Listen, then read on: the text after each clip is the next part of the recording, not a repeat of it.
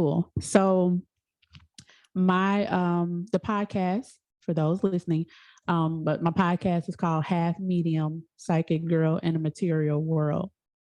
And the purpose of this podcast is to demystify some things around what it means to be spiritual, to be psychic, to be a medium, and have like a regular everyday life. And so for you, well, for those who don't know who I'm talking to, let me rewind. This is Lovely Alea, and she had a podcast called Spiritual Shit. But soon you'll be announcing the new one, correct? Yeah. Okay. Yeah. But you can still find the other episodes are still available, correct? Yes. Yeah. So go to the different platforms where you can listen to podcasts and look up Spiritual Shit, and I guarantee that you will find something that will help you on your journey. And so my mission, my goal is to help everyone feel a sense of spirituality and it being okay to still like get upset or, feel like I don't know what direction I'm going in right now. And that's okay. And so for me, as we kind of mentioned before, conscious community is a community that Alea developed for like-minded individuals to come together and share.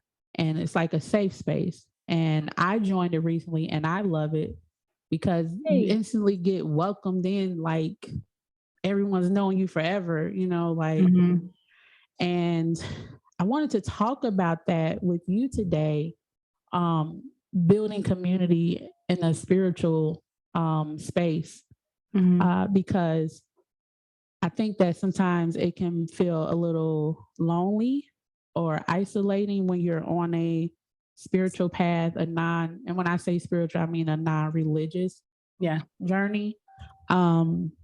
And I want people to know that sometimes if you don't have anyone around to talk to, you can feel like, well, I have to just do this on my own, but you don't. You really don't. And I wanted to talk to Alea today about what it's been like building community, but before even building the actual platform for people to come and interact with one another, but just the process of building community through the podcast. And even if before you had Spiritual Shit, like what it was like community wise for you in a spiritual sense. Yeah. Was it just you? Did you have people that you could talk to? Like, what was that about? Well, just to give you some background, hi, I'm Alea Lovely. And in that, I was raised super religious, and in the religion and Christianity, I, from a really young age, was able to see and connect with other energies and spirits, and it didn't necessarily align with our religion.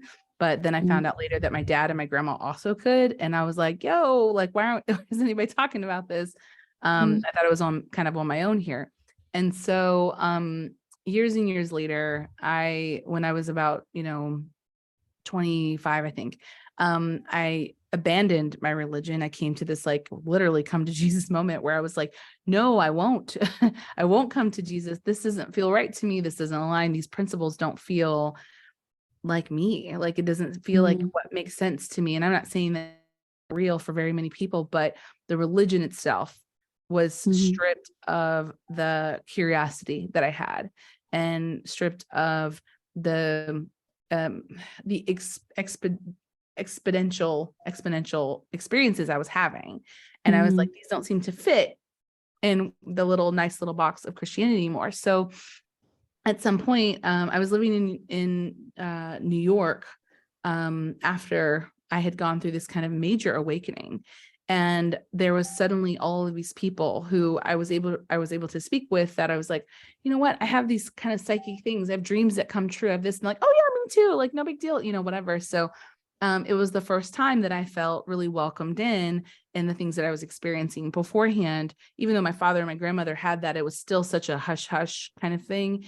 And then I was in this like really toxic marriage where this person was always saying things like, you're crazy, or you're making that up, or you just want attention, or whatever the thing is. And it was like, this is really hard.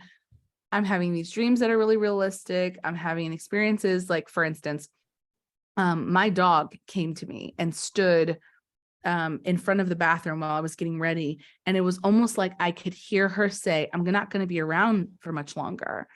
And I was like, oh no, oh my God, the tears immediately of feeling like, oh no, like that can't happen. Like you can't go anywhere. Please don't go anywhere. And maybe like a couple weeks later, she had passed away. And I was like, oh my goodness, like there was lots of activity in the house that we lived in. She was always like with me, if that makes sense, when those things would happen. And she'd be the first one to pipe up her ears, and very much like a spirit guide by my side.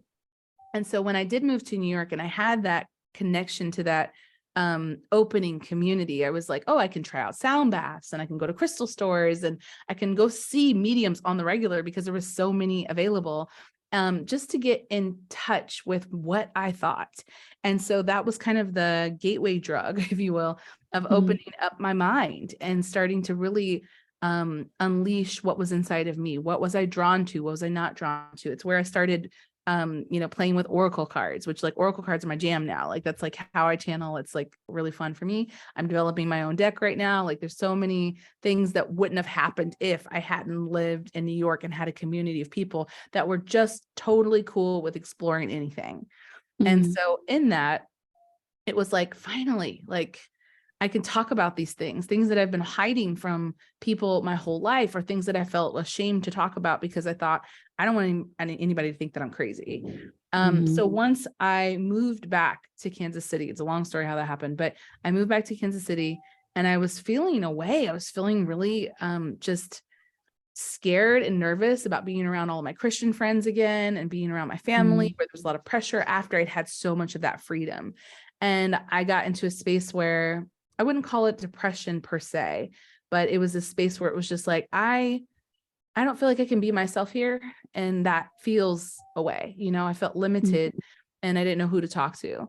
So that was what bore my podcast into existence, is like, I bet there are other people out here who think like this, or who may experience this, or I'm at least hoping so.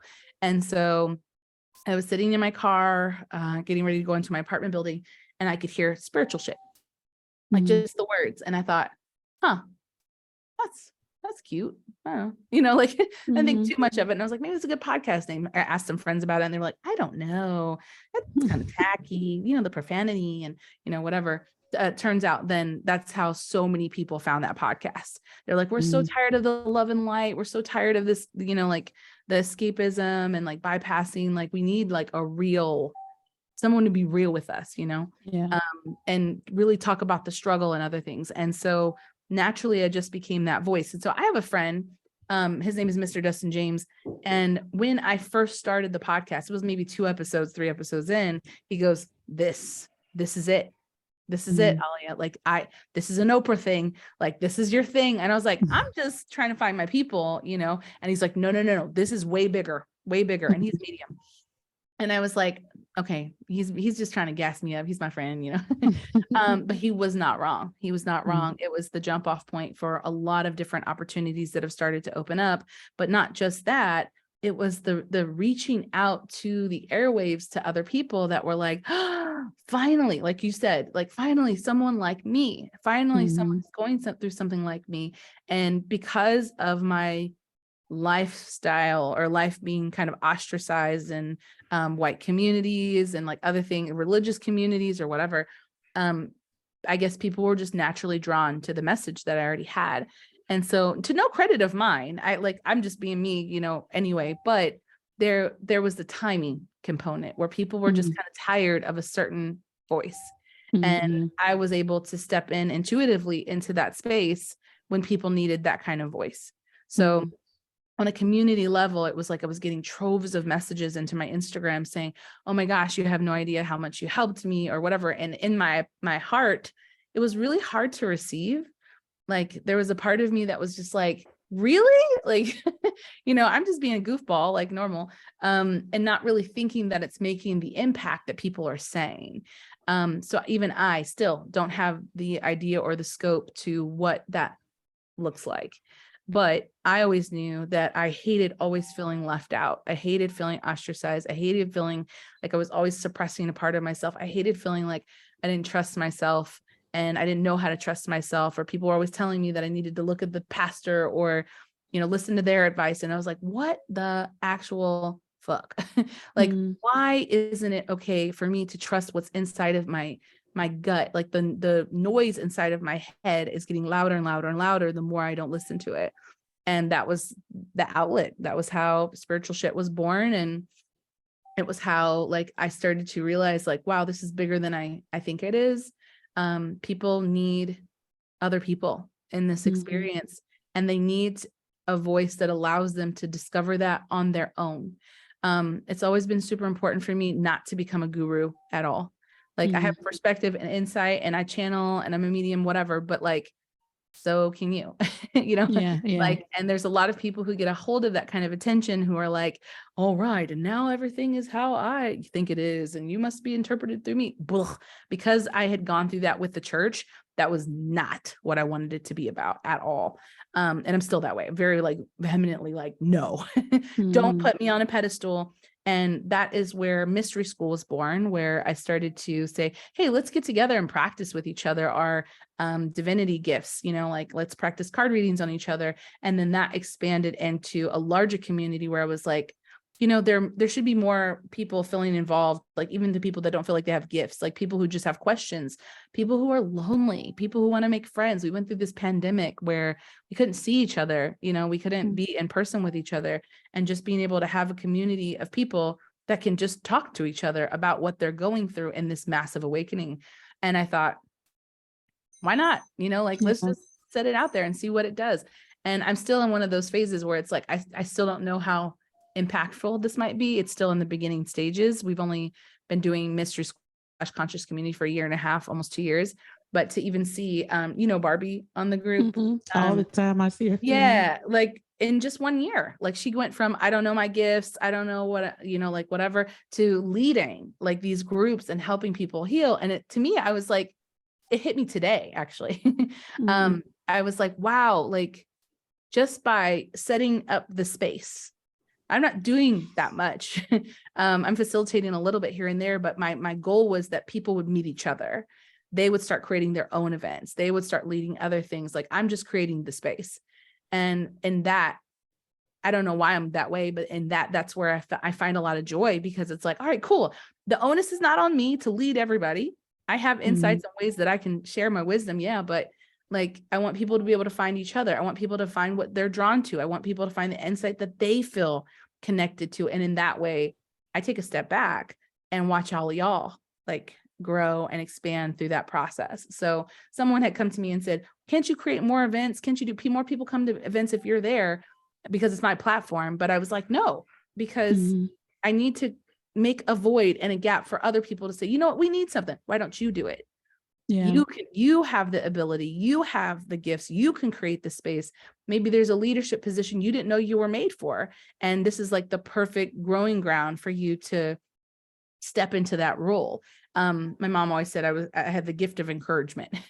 And so in that, I want to see other people succeed or other people grow. And because I did not have that. And so it was born out of a void for myself of like feeling like I never had that. I had to create it myself, and creating space for other people so that way they can do the same thing, but in a supported context. Yeah.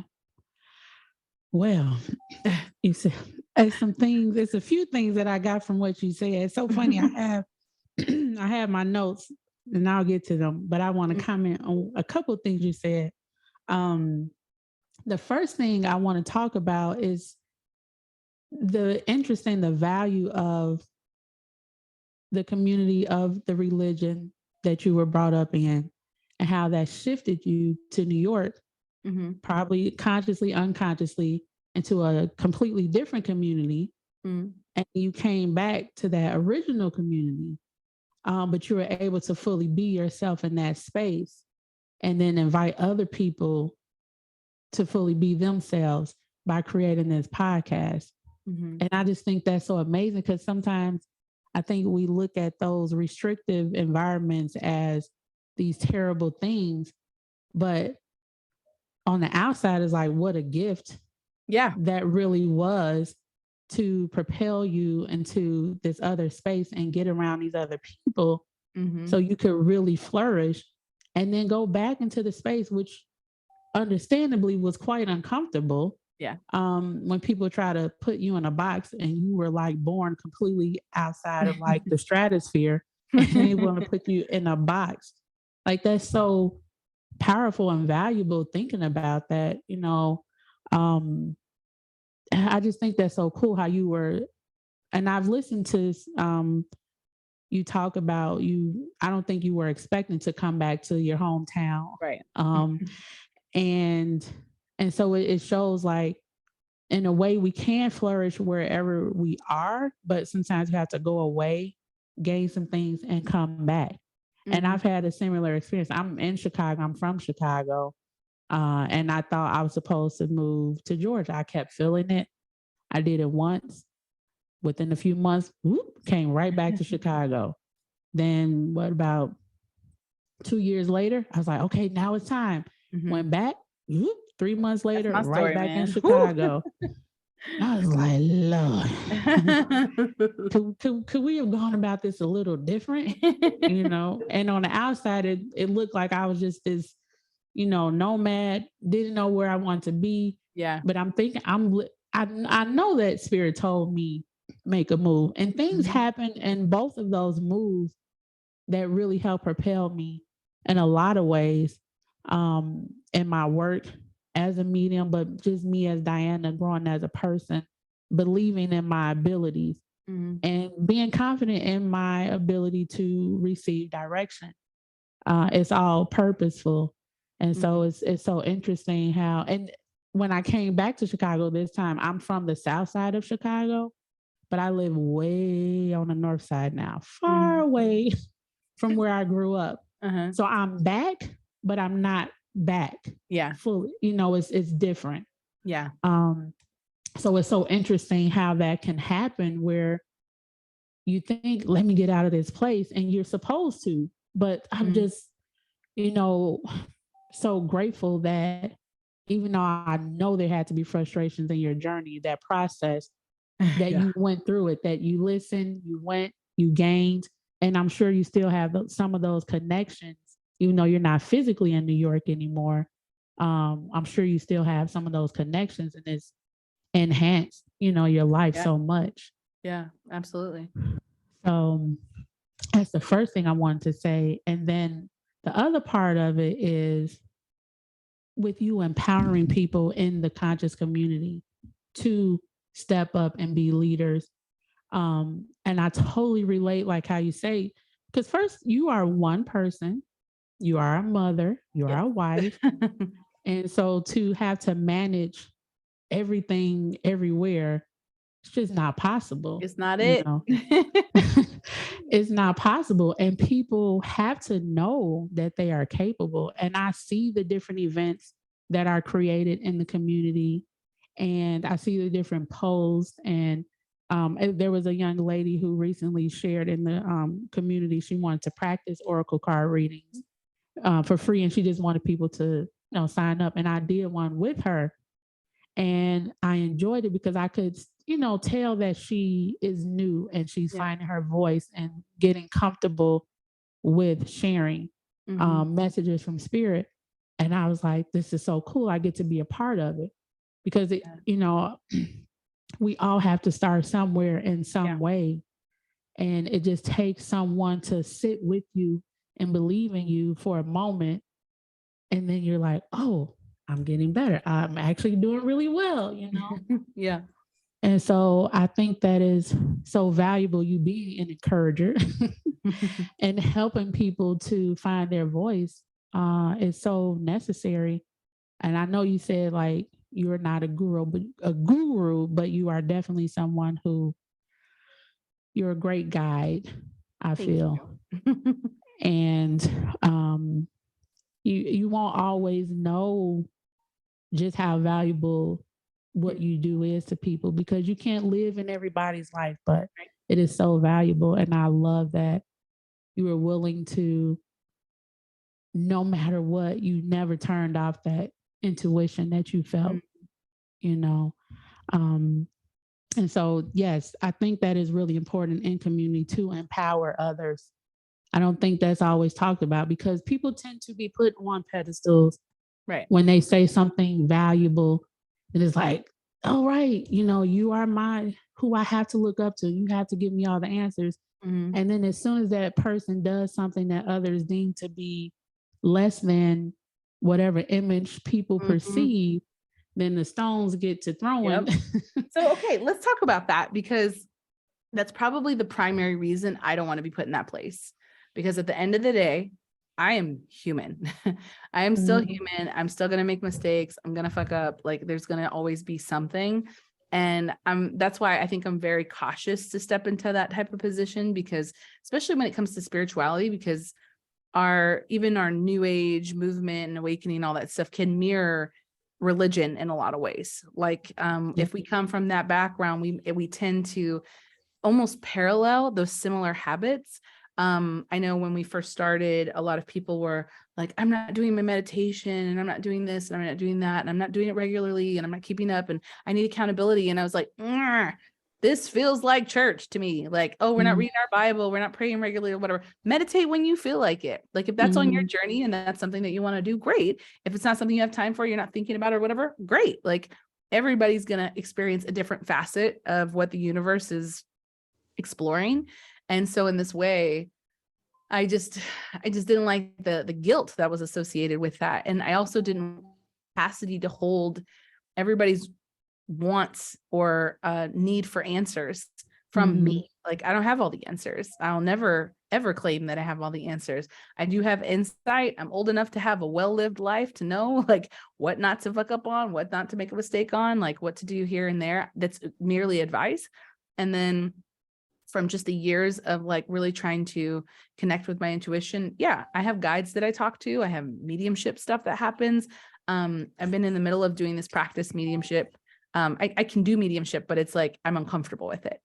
Mhm. So I've been doing I'm on like 140 or something medium sessions in a short amount of time since the end of March. So, and every other day I've been doing almost 8 a day, Oh, wow. to get a really clean signal, to get a really clear, like, okay, this is how this comes in for me. This is what these symbols mean. I'm a data researcher. Like, I'm someone who's always looking at like more data. I want to understand things from the inside out. And that's just because I was born extra curious.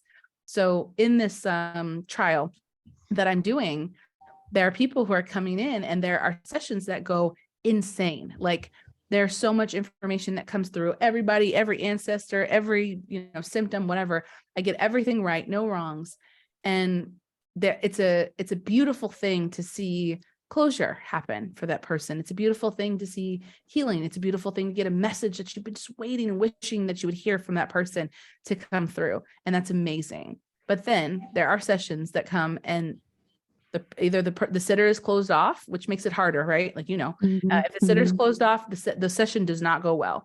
If the sitter is trying to test you, like I'm gonna, like, if this comes up, then they'll be real. If not, they're not. Like, then it doesn't go well because Mhm. they've set the precedent of what that looks like. But because we're conditioned from Long Island Medium or whoever, like we watch on TV, to watch the good parts of a mediumship session be cut in to make it look like it's Mhm. absolutely infallible, it's insane to me. And so for those of us who have this ability, right? I liken mediumship to foreign language, like being able to Mhm. translate foreign language. The way that it comes in for me, I don't mess with ghosts, so I don't sit across from people and look at them and see them or whatever. I see movies play in my head. I see symbols. I hear things. I can taste things sometimes. I smell things or whatever. I smell latex when I know someone died in the hospital. Super weird. Mhm. I smell champagne if someone just got married or like having a baby, something like that. But either way, people, they want to know that it's real, but if it's not 100% perfect, they throw away the whole thing. And Mhm. so in that, coming back to your point, that either belief or non-belief, whatever it is, the idea that I need to put this person on a pedestal Like I need, like, if they are a really good medium, if I had a really good session, everything has to be pure and amazing and this and that or whatever. And I tell them up front, it's clunky.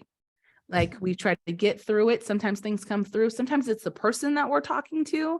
Sometimes it's you. Sometimes I'm having an off day. And that's the risk that you take when you come in to get a reading. Now, I know that I'm very good at what I do because I spend the hours practicing.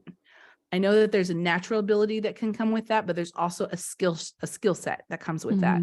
So I am putting in my 1,000 hours or whatever to practice, to continue to practice, so that way I can build the integrity of what it is that I'm doing. But never in your life put me on a pedestal because I got your grandfather's name right. You know what I mean? Like, don't put me on a pedestal. Like, oh, you have this magic abilities. Like, you might be the absolute medium of basketball, right? Like, you might have the absolute intuitive ability to be able to know when that shot's coming, where the ball's at, how to do that. That's just it's in a different form to be able to channel that information, right? But there's something about mediumship, psychicness, or whatever, that there's such a mystery to it that people tend to go, wow, this person has these special abilities. And it's like, to me, it's not that special. It really isn't. And like, let me say that again. It's not that special. And the reason why it's not that special is because we are all like born with the birthright of the connection to spirit. So while everybody can't be a medium, and that's totally fine, everybody's not meant to be a medium, in the same way that I'm never going to be good at basketball. I was cut from the JV team. So that's just not my skill set. It's not going to be. So we shouldn't have we shouldn't pedestal people who have skill sets that are different than our own. And so when we built Mystery School, I came in with that same perspective of going, well, we're here to build and practice with each other and open ourselves up. But there would be these people who would kind of sit in the background and go, oh, but I don't have any gifts. Oh, I can't do this or whatever. I don't want, and that's normal. But I wanted to squash that because it's like, just because I found mine 3 months before you did doesn't make me so much better than you. Like, it's not a thing. And we have this need to want to put people in pedestal positions because we've been conditioned to, for like, right, hierarchy and all that kind of stuff. And I just think, like, I would love to tear down the veil of that. Like, in my practice mediumship sessions, I still have people pay me because, well, mediumship still happens, but, and time, like, I should be paid for my time. That's the thing. But we can get into that later about why people should be paid for their time. But there's this thing where I sit with people and I make sure to manage their expectations ahead of time. I will not be your guru. I'm not magic. I'm not like someone who's like crazy, I don't know, skilled at this particular thing yet. And in that, I bring it back down to earth.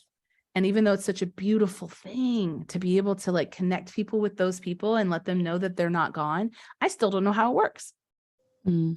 I wish I knew how it worked. I wish they would give me that information. What's happening on the other side? Give me the tea, like they don't.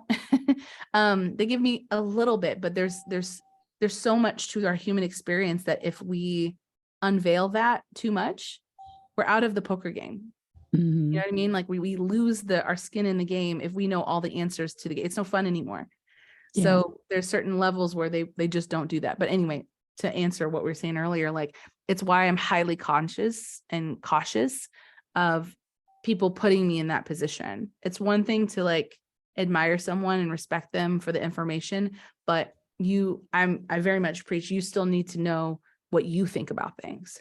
You still need to know what's important to you, what feels aligned with you, what resonates with you. Don't sign up and co-sign one person and think like, oh, she said this and this, and I really identify with her. Everything that she does is perfect, because when she does something that won't be perfect, you will feel slighted.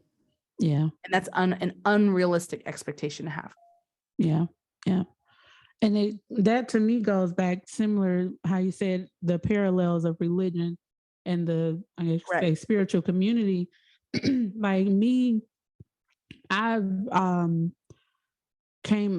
just naturally been a medium. And I had my first deck of cards my dad gave to me years ago, and I really didn't know the term oracle card back then. I just knew they were cards that I could use and like get information, but it's not something I use often.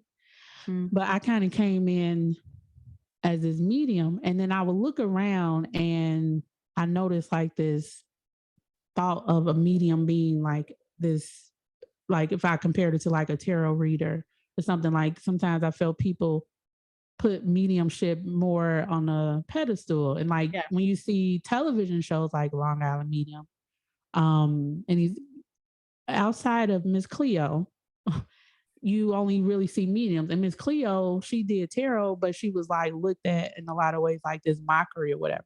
Yeah. Right. So people look at it like a party trick type of thing. Mm-hmm. And but when I growing up, because my mom is very spiritual too. My godmother is a medium.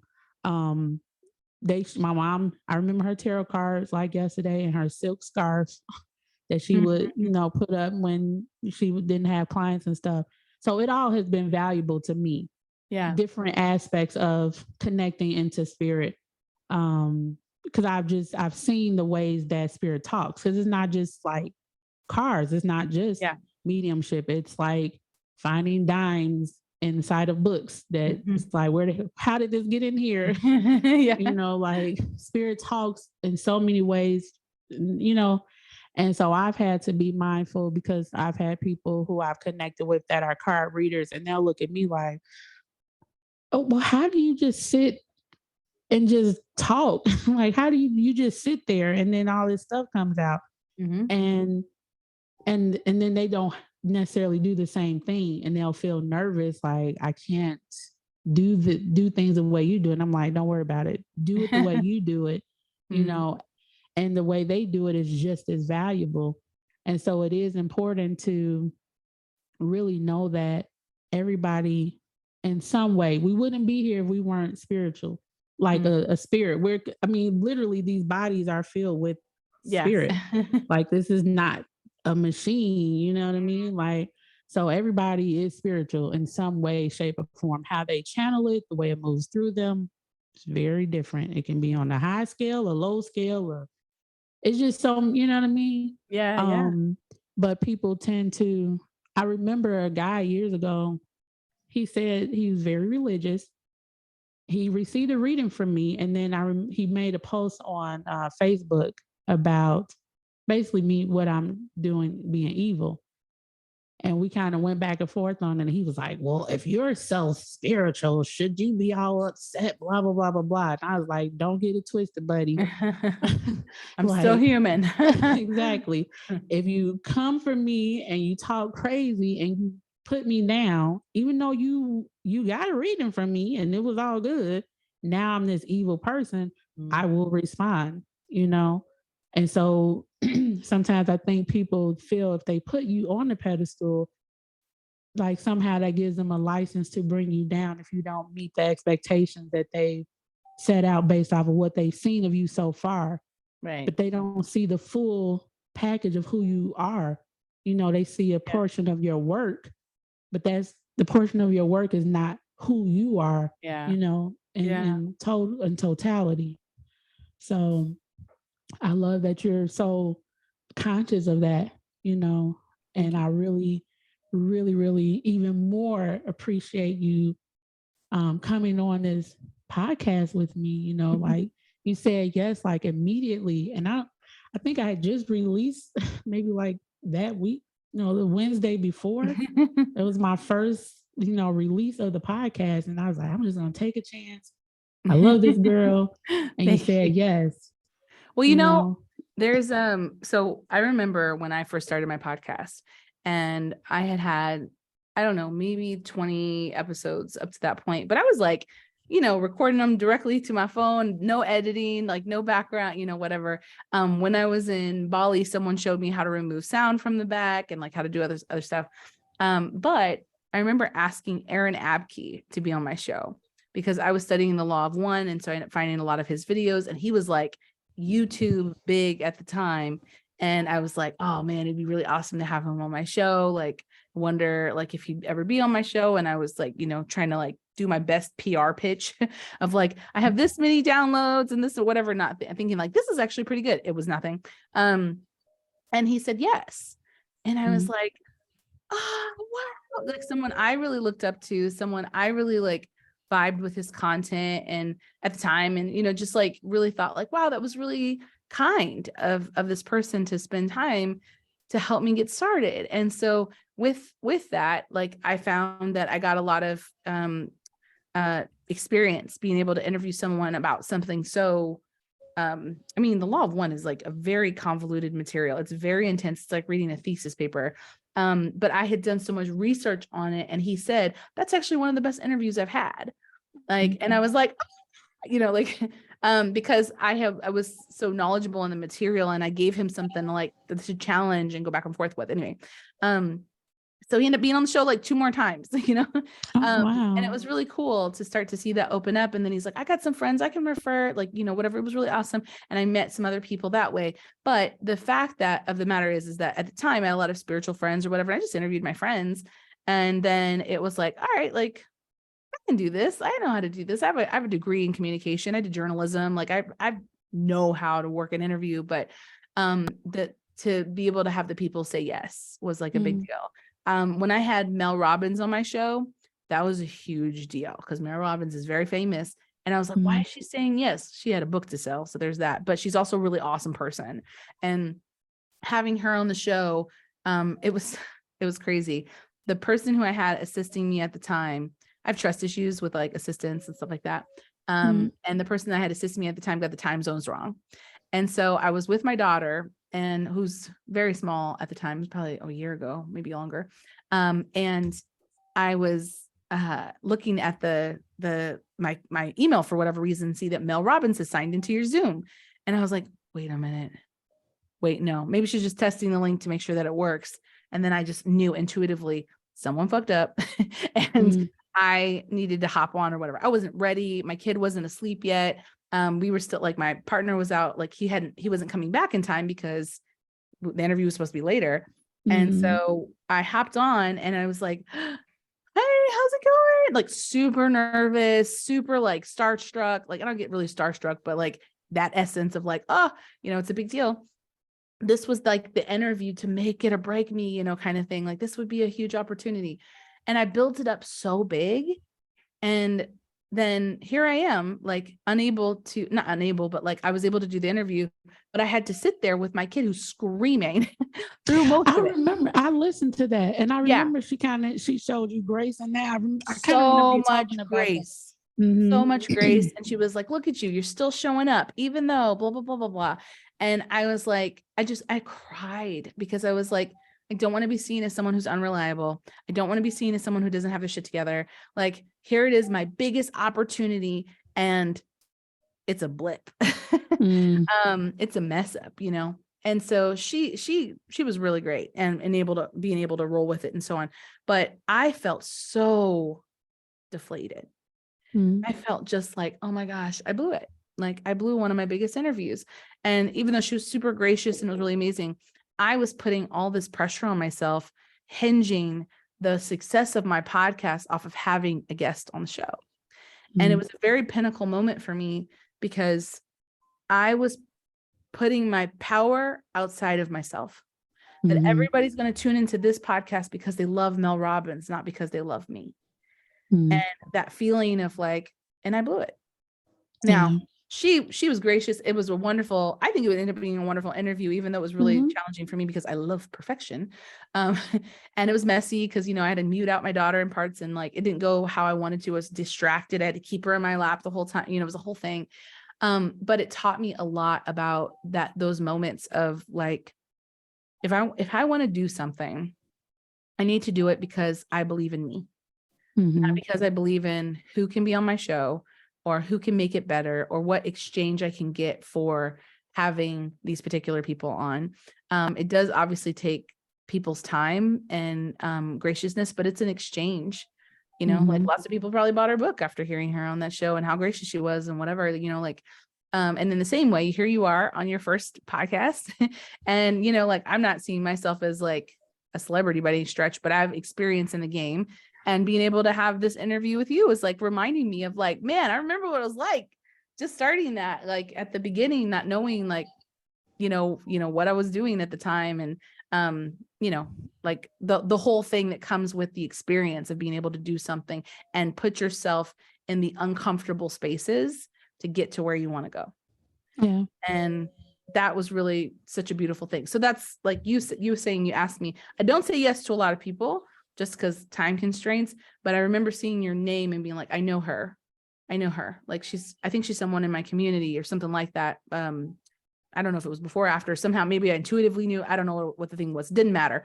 I usually know instantly, like if I'm supposed to do this or not. And so my intuition said, yes, like give this one a chance. I said, okay, great. I usually make people like wait until they've done about 20 episodes and get kind of a rhythm before I do anything with them. But I had a feeling like I was supposed to do this with you. So wow. we followed that. Well, thank you, intuition, for telling her yes. Thank you for listening and receiving. As you know, it's so interesting the way I know this is a podcast, but really in my mind and heart, talking to you, it was almost like, oh, I have a chance to like talk to her on the phone and just like listen to her, and I really wanted to talk to you about community because it's something that excuse me, I'm in the process. I mean, I've been doing medium. I've had my business since 2017, but it's been the podcast was new, but the work, I've been doing it for a while. But it's still something that I'm in the process of really thinking about being intentional on and building community. And I really just value your ability, to bring people together. And I was like, oh, I can talk to her about this. Like, yeah, it's a podcast, but I can talk to her, and so to even send a message to you, and it was like, really, Diana? Like you're just getting started. But that's one thing about me. Even when I'm really nervous or scared, I still will try. Yeah.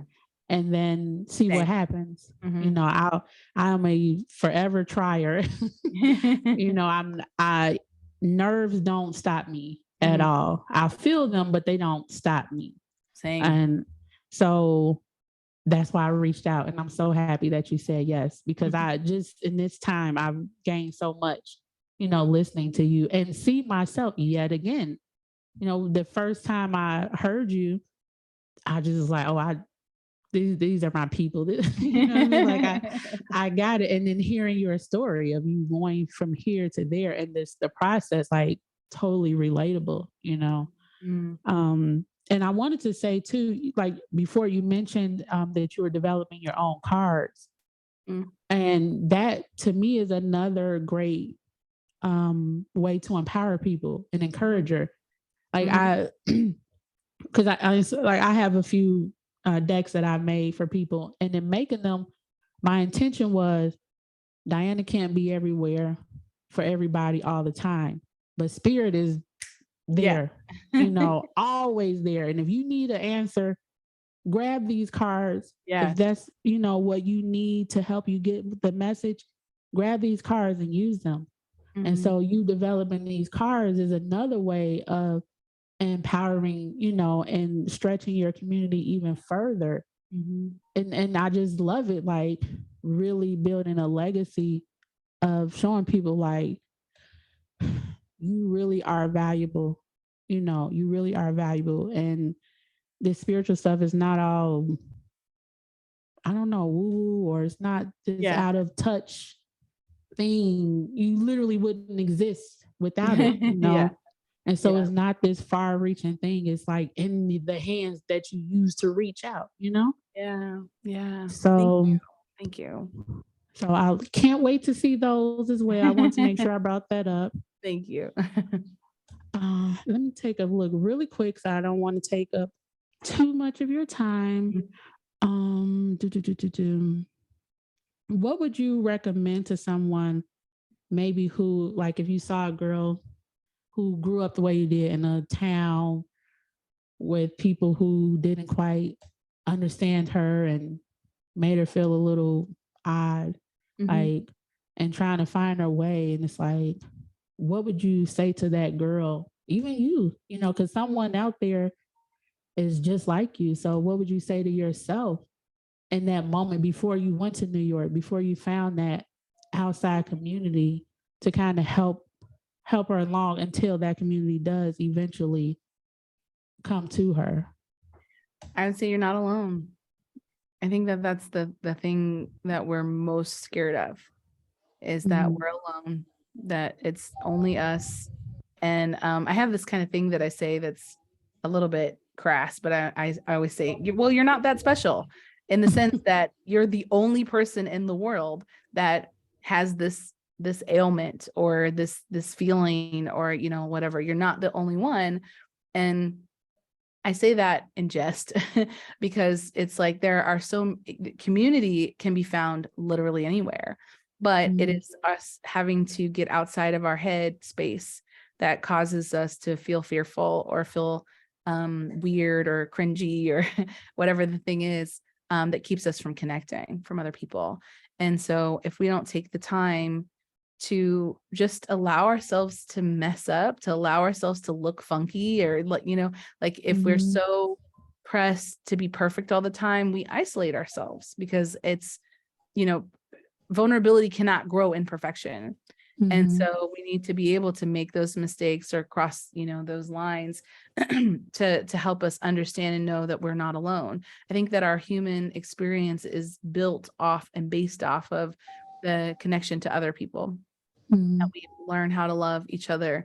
And in that we find our footing, right? Like if without me getting doing the podcast and then finding that, like, wait a minute, there's a lot of other people out here who struggle with the same thing that I do, or experience very similar things that I do, or you know, we are finding out together that there are layers to this, you know. It means that then I don't have to do the journey alone. And what's really interesting about that is that I still live in Kansas City. And in that, I met my partner, had a baby, we got a house, like we're living here until my stepchildren are 18, and then we're out of here. But there is this part of me that even now, like most of my really good friends that I talk to every day are friends that I've never met in person. Like the friends that I have I have a very small circle of people that I meet with on a regular basis, because I'm not about the fake anymore. Like there are even best friends that I've had for years and years and years that I have a very cursory relationship with now, because we cannot connect on the level of depth that I require for me to feel satiated in a relationship. I can't do the fake and the surface and well, I can't talk about this part of myself because they'll look at me weird, or, you know, whatever. Like, I just can't do it anymore. And now I'm almost 40 years old. It's just like, it's not in my bag. It's not in my capacity to do anymore. So like, find your people, like your people are out there. It may take some time. If you can't find your people, go to lovethisconsciously.com and find some people. But there is this feeling that makes us feel isolated when we tell ourselves that we're alone, that we're the only ones. We're the only people. I'm the only one who, you know, no one, I'll never find love. Why? You're not that special. Everybody, every Tom, Dick, and John out here finding love, you know. It's not just you. Like, you can't be isolated in some way or another. We tell ourselves those things to keep ourselves safe. And in that way, it serves us. The lie, the narrative serves us to keep us alone, because we know the devil we know versus the devil we don't. Easier to stay isolated and by ourselves than to feel judged or rejected, or have someone look at us crazy one more time in our search for finding our community. Yeah. I love that. And it's so true. You're not that special. It's probably something I needed to hear a few years ago. Like, but it's so true. And I love that you brought up too, that sometimes the process, like how certain friends that were your friends for years, and it just doesn't mesh anymore. And that's okay. And sometimes it could take a little while to make those connections, the new ones, but it's possible to do that. And like this, that is just so true. Like the shift, you know, I'll say, what is that people, it's different terms, but people sometimes talk about like the dark night of the soul, like this huge transformation. And like you said, when you said like how you had to monitor, oh, I can't talk about this part of myself with this person. And that is energetic drain. I just won't do anymore. Yeah. Like I had a best friend. We had been friends since high school. And I remember when I first started doing this work, and early on, I did meditation classes. And I found before one of the classes, my mom's old pendulum. And I was like, oh my God, I found this. So I'm going to bring it. Did not know that people would freak out over a pendulum. I had no awareness because I was I grew up around it, and Yeah. I just didn't know that it was something that would be looked at as really weird and uncomfortable. And Yeah. I They think remember it's like a Ouija board or something. I had no clue. I had no clue, and I was like, "Oh my God, look, guys!" Da, da, da, da. Trying to It's find really mine right cute. now. Like, where is I mine at? It's right here somewhere. But go ahead. I'm sorry. Oh no, no problem. So I brought it to class, and so not too long after that, I did a in-person event where I invited people out. It's like a what they call a gallery style Yeah. session. I brought all these people came, and I did readings for the room. And so my friend at the time, she helped me set up, and she came to set up, and then she told me in that moment, I won't be staying. And I said, oh, what, why? What happened? And she was like, oh, I just don't feel comfortable with the tools that you use. And I was flabbergasted at first. I said, what tools? Because again, when I work, it's just me Mhm. channeling. So Mhm. at first I said, what tools? Like there's nothing in my hands, So what are you referring to? And then I was like, oh yeah, I just did the meditation class and I had the pendulum. And I said, oh, okay. And in that moment, I realized like, oh, this friendship won't be the same Mhm. because I'm not changing. Mm. I'm not going to not do this work. This is so much of who I am. And it was a long process to get to being willing to show the world Yep. that I do this work.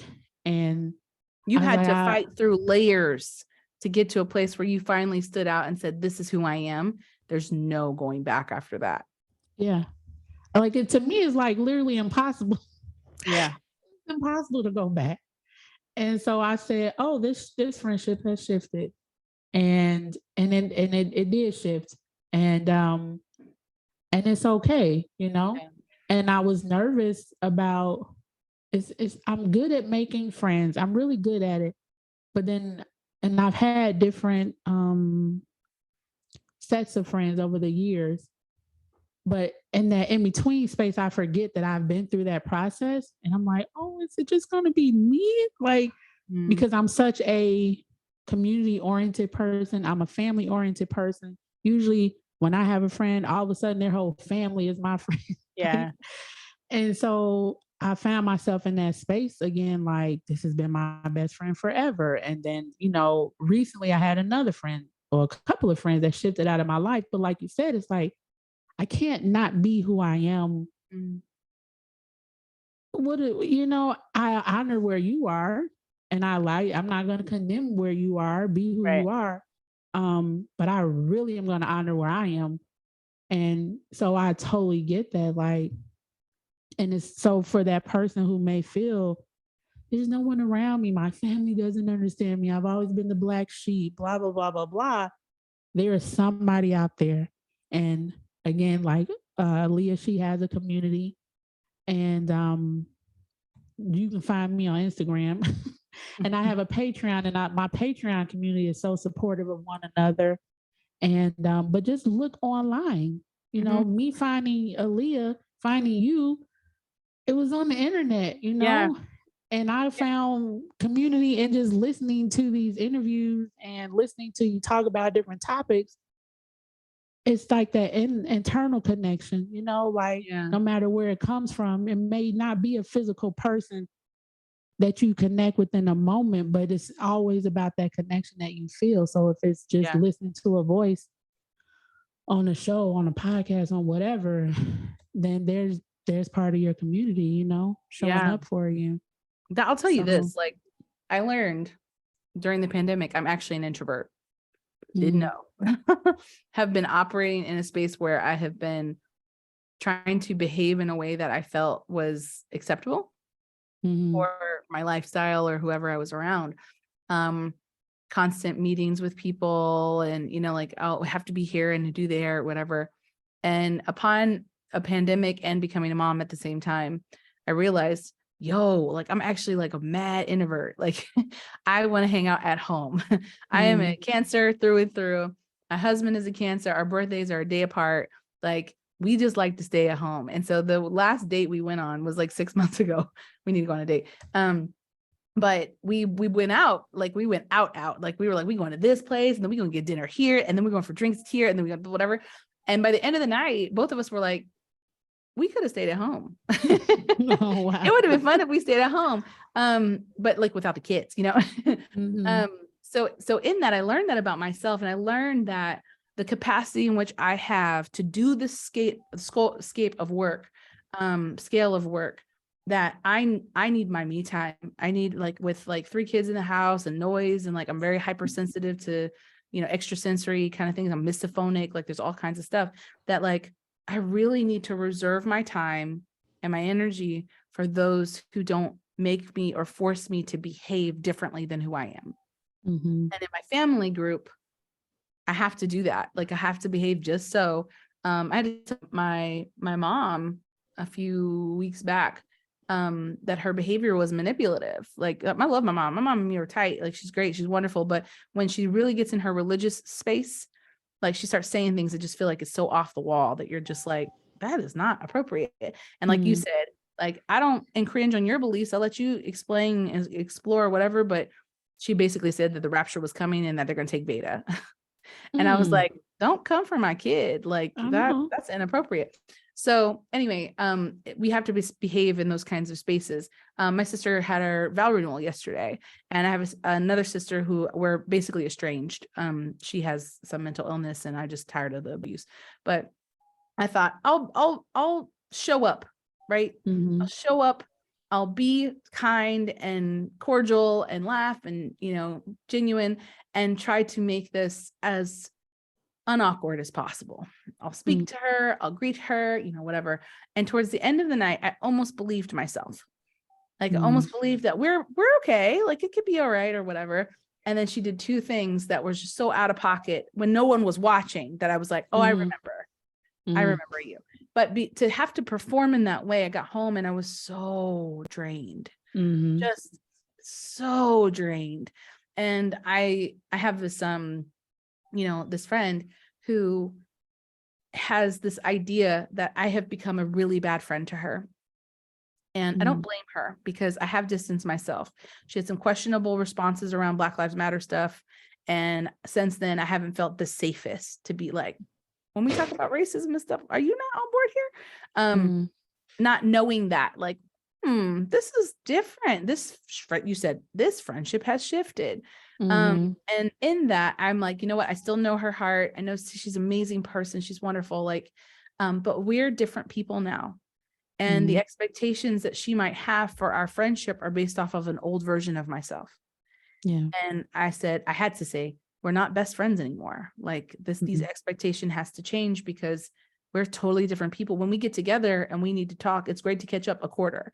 But like, if we're trying to talk every month or something like that, it's like, well, then I'm gonna start getting into spiritual things, and you don't want to talk about spiritual things. So like, what do we do? Yeah.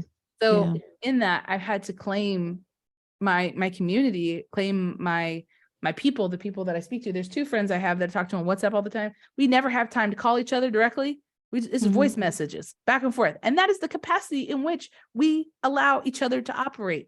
I have enough time to send you a message and then go about my day. I might not respond for a couple of days, maybe even a week, and everybody's fine with it. Yeah. It's like, that is adult friendship. Beautiful. So it allows me to operate at a scale that is under the expectations that everybody's got their own thing going on. Nobody's butthurt about anything. Like, we're all giving each other grace and space and spiritual support and encouragement when it's necessary. But like, it's in alignment with where I'm at right now and what I need right now. And it's in alignment with what they need right now. And so for people, when they feel lonely, a lot of times you've fallen out of alignment of what someone else expected from you. And now you're starting to step your own awareness of what's going to be best aligned for you. And so in that journey, it's going to take some time to search and say, what fits for me? And typically I find that in the times I feel the loneliest is the time I was transitioning the most. I was still unsettled about who I was. So I didn't know who I was looking for. So I would keep trying to fit in this one and not in this one. And this is not working out or whatever. And it may have been few year process where I was still just trying to figure out who I was. Once I figured out who I was, it was like a moth to a flame. Like, oh, real recognize real. That vibration is good with me. I know what that is. That feels good. And I know what that is, and that feels bad. And I'm unwilling to entertain that anymore if it's going to steal my energy. So yeah. I love that. And then when you mentioned like the WhatsApp, like you have your own little community, and I'm sure that reflects on how you operate in your larger community that you know develop. So that's so cool. So thank you so much for your time again. I didn't want to take up a lot of your time. Thank you. This has been absolutely amazing. Well, thank you. I appreciate it. Yeah, for sure. Did you want to share like how people can contact you or stay connected with you?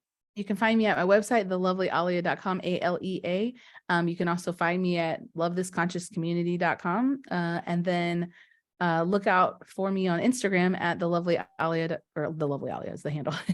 I will have a new podcast coming out. I believe it'll be June 1st. We're shooting all the assets this weekend. I'm really excited. Okay, nice. And you'll announce it on Instagram? Yeah. Okay. The name is like undercover for now, because I was like, I don't want anybody to put their opinion on it. I know this is the name. So I'm like ready. It's like spiritual shit. People put their opinion on it and look at how far it's gone. Yeah. They were like, I don't like the name. And I was like, that's literally the reason why people found it. So Cool. So I'm excited. Thank you again for saying yes. And hopefully this won't be our last conversation. And I hope you have an amazing day. Thank you so much. You too. We'll see ya. All right. You take care. Bye. Bye.